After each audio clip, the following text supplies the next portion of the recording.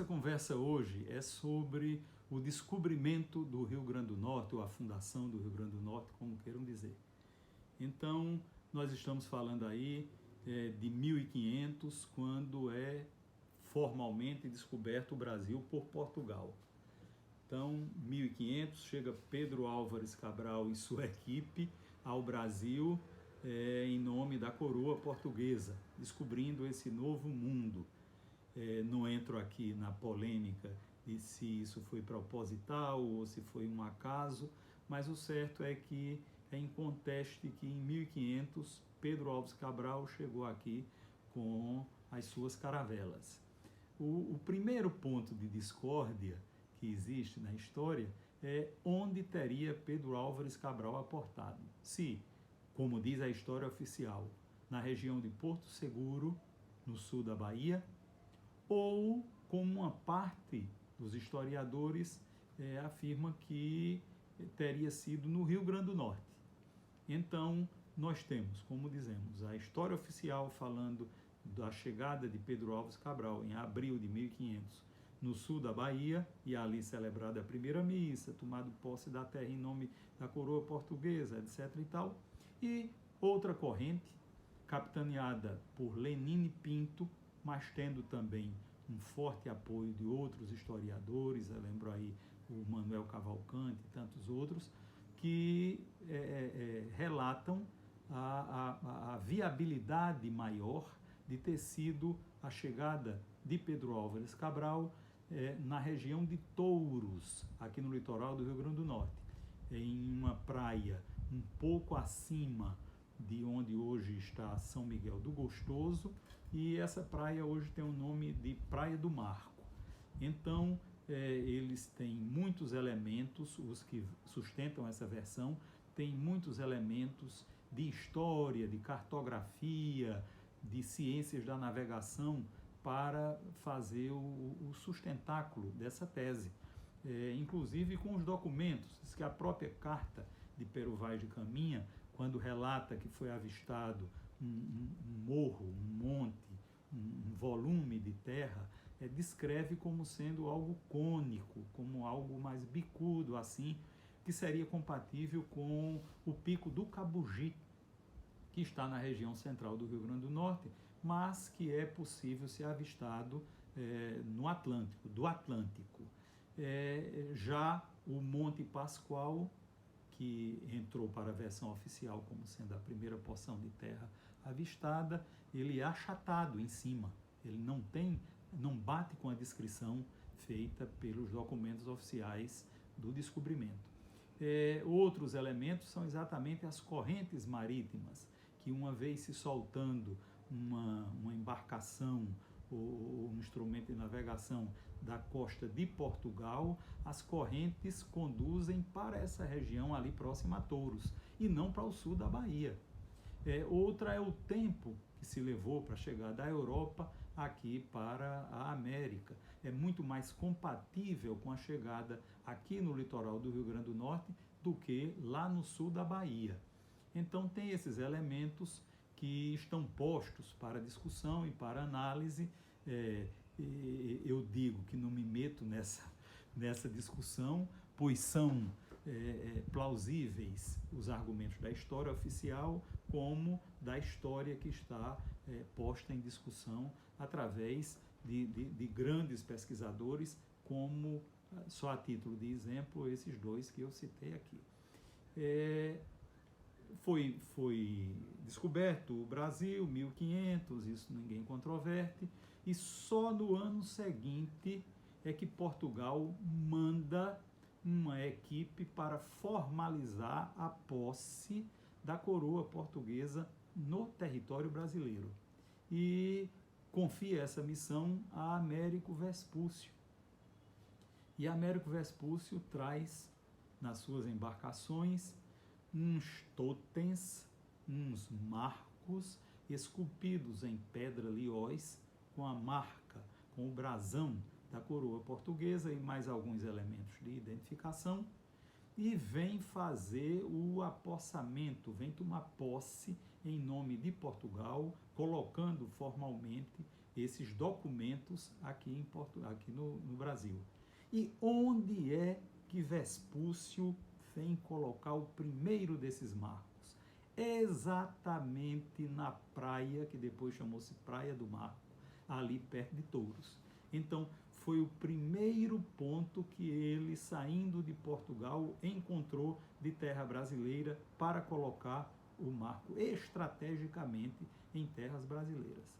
Daqui ele saiu e foi colocar um segundo marco lá no lugar que foi escolhido como sendo, na versão oficial, como sendo do descobrimento do Brasil, naquela região de Cabralha, lá em Porto Seguro. Então lá ele só chegou muitos dias depois. O primeiro lugar que as caravelas de Américo Vespúcio encontra é o litoral do Rio Grande do Norte, o que favorece, não só por isso, mas pela conjunção de todos os elementos, a argumentação de que o Brasil foi descoberto aqui no Rio Grande do Norte. Tomado posse, colocado o marco, a coroa portuguesa não deu mais a mínima atenção ao território brasileiro. E, sabendo da existência dessa parte do mundo, corsários e piratas, principalmente franceses, vieram ocupar esse espaço aqui, pois sabiam da potencialidade, da riqueza que existiam aqui. Então, aqui na costa do Rio Grande do Norte, os franceses estabeleceram contatos com os índios de etnia tupi, pois os índios que ocupavam o que hoje é o estado do Rio Grande do Norte eram divididos em dois grupos. Os que estavam no litoral eram chamados de tupi, os que estavam para o interior, tapuia. Os tupi tinham mais habilidade para negociar com um homem branco, para ter, inclusive, arte de guerrear, de aprender coisas com essas pessoas. E foi feito um largo comércio ilegal, é claro, sem render coisa alguma para a coroa portuguesa, entre os franceses e os indígenas.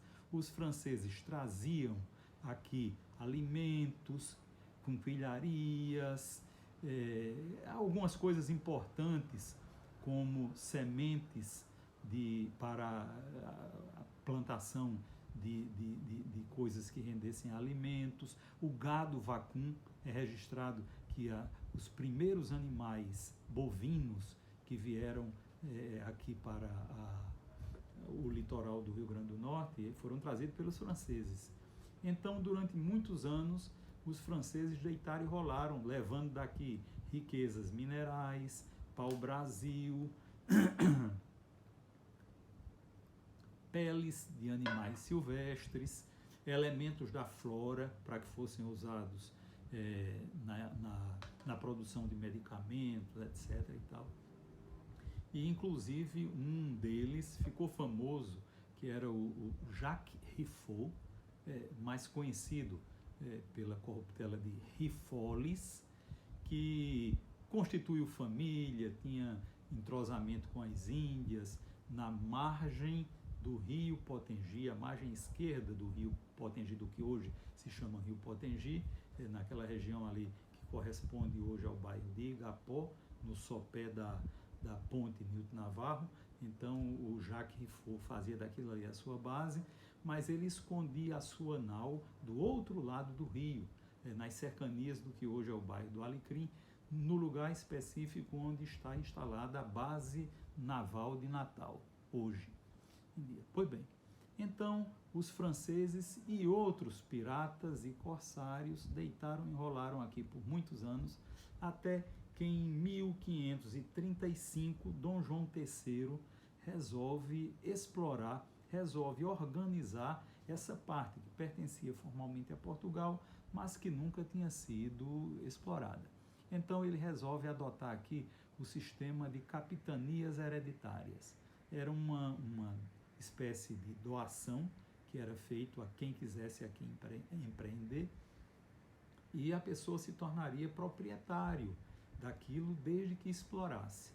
Então, foi feita a divisão, quer dizer, em média, cada capitania dessa tinha 60 quilômetros ou 10 léguas de testada, medida no litoral, e nessa linha, nesse corte, ingressava pelos sertões, indo até a linha do Tratado de Tordesilhas, quer dizer, uma linha reta que se passava ali da altura da ilha do Marajó, do começo por ali, do que depois se chamou de Grão-Pará, descendo até a parte sul, a parte final do que estava previsto no Tratado de Tordesilhas, e o donatário ficava com aquilo ali para si, para a família e para conceder as sesmarias, que era uma redistribuição de terras que ele poderia fazer. O Rio Grande do Norte, em razão de ficar na esquina do continente e talvez pela falta de informações cartográficas, ele terminou ficando infinitamente maior do que as outras capitanias. Ele teve de testado, ou seja, de litoral, 600 quilômetros. Ou seja, enquanto os outros tinham 60, ele tinha 600, porque as terras iam desde a Baía da Traição até a foz do rio Jaguaribe, onde hoje é o território do estado do Ceará, proximidades da cidade de Aracati, Canoa Quebrada, por ali assim. Foi feito isso, foi feita a distribuição com pessoas apaniguadas do reino português. João de Barros foi o donatário da nossa capitania, mas nunca teve sucesso. Ele até ainda tentou fazer alguma coisa aqui, destinando uma pequena frota de caravelas, que foi exibido na base da flecha e do tacape. Os índios ainda mataram e degustaram 2 dos seus grumetes. Eu sei que ele preferiu investir na região do Maranhão, ali para cima, onde ele também tinha recebido terras. E nós ficamos aqui nessa situação de abandono, apesar de formalmente existir a capitania e ter um donatário, mas isso aqui continuou sendo abandonado, continuou sendo território de mando dos franceses.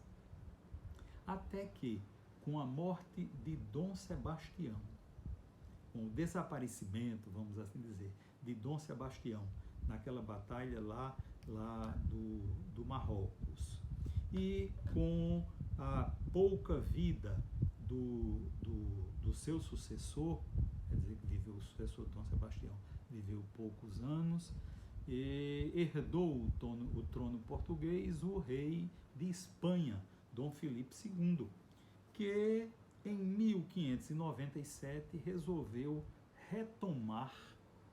reconquistar o território da capitania do Rio Grande. Então, ele expediu uma carta régia a Dom Francisco de Souza, que era o governador-geral do Brasil, sediado na Bahia, para que ele tomasse providências para reconquistar a capitania do Rio Grande. Dom Francisco de Souza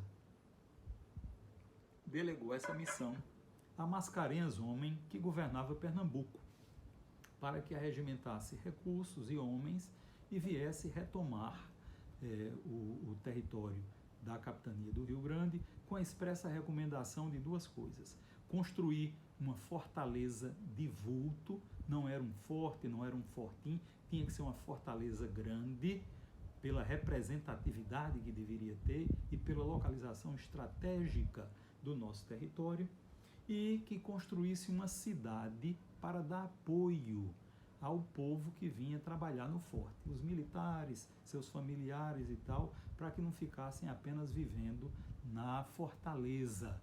Então, eram essas as 2 missões: construir a fortaleza e construir próximo dela uma cidade. Já veio na Carta Reynol a determinação que seria uma cidade para dar apoio aos trabalhadores do forte, os militares e outros que fossem trabalhar no forte.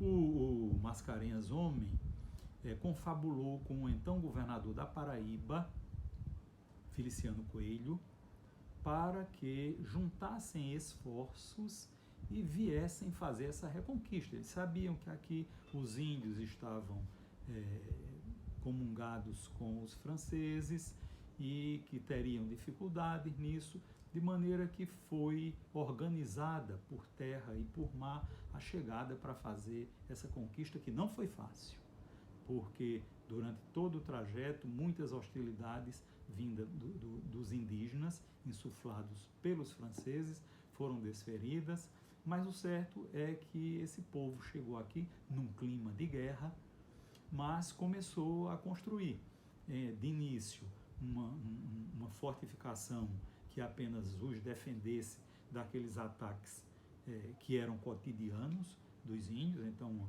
uma fortaleza ali, uma paliçada montada com um pau de mangue, areia e pedra e tal, mas também já tinha o projeto da Fortaleza Grande, que era da autoria do padre e arquiteto Gaspar de Sampérez, que acompanhou o grupo que veio nessa reconquista. De maneira que começou a construção do forte no ano de 1598. Então, primeiro foi a fortificação, 1598, seguindo-se a necessidade de construir a cidade. Não adiantava construir o forte se não tivesse o povo para trabalhar nele, e o atrativo deveria ser essa cidade. Mas as hostilidades, as guerras, os ataques dos indígenas não davam paz para que se tomasse essa providência. Então, inicialmente houve uma série de confrontos, mas depois se entendeu que o melhor seria celebrar um ajuste, celebrar um tratado com os indígenas, de maneira a atraí-los, oferecendo a eles igual ou mais do que oferecia o grupo de forasteiros, de piratas e tal da França. E assim foi tentada, costurada através de conversas dos religiosos, que se aproximaram dos indígenas e contaram com a colaboração de alguns chefes, inclusive um deles, que havia sido preso naquela região de Búzios ali, foi solto com a missão de convencer os demais, de sorte que um grande líder que existia nessa região, que hoje é ocupada por Igapó, chamado Potiguaçu ou Camarão Grande, tinha uma liderança na sua própria aldeia e em muitas outras aldeias do povo tupi. Então foi feito um acerto com ele, um acordo com ele de pacificação. E esse acordo teve que ser formalizado porque ele era uma pessoa extremamente inteligente e habilidoso, negociava com os corsários, com os piratas e tal, e ele pediu uma série de garantias que lhe foram dadas e foi formalizado esse acordo, indo ele daqui fazer esse acordo na cidade de Filipéia de Nossa Senhora das Neves, que vem a ser onde hoje é João Pessoa. Então participaram dessa reunião, além desse chefe, esse Tuxaua, que era o Camarão Grande, participaram o governador da Paraíba, o Feliciano Coelho, o Mascarenhas também estava presente lá, e os padres que costuraram também esse ajuste, de maneira que reinou a paz entre portugueses e indígenas, e com isso ficou aberto o caminho para a construção da cidade do Natal. A propósito desse Camarão Grande, disse que ele é o pai de Felipe Camarão.